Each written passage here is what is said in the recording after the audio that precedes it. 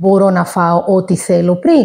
Ναι, το παιδί μπορεί να καταναλώσει την προηγούμενη μέρα όποιο φαγητό επιθυμεί. Πόσες ώρες πριν πρέπει να μην έχω φάει ή ποιοι? Το παιδί δεν πρέπει να καταναλώσει 6 ώρες πριν το χειρουργείο στερεές τροφές, γάλα ή χυμούς. Αν πρόκειται για βρέφος, ο τελευταίος θυλασμός πρέπει να είναι 4 ώρες πριν την επέμβαση, ενώ την προηγούμενη μέρα οι γονείς λαμβάνουν σαφείς οδηγίες από τον αναισθησιολόγο ανάλογα της ηλικίας και της επέμβασης. Πόσες ώρες μετά μπορώ να φάω?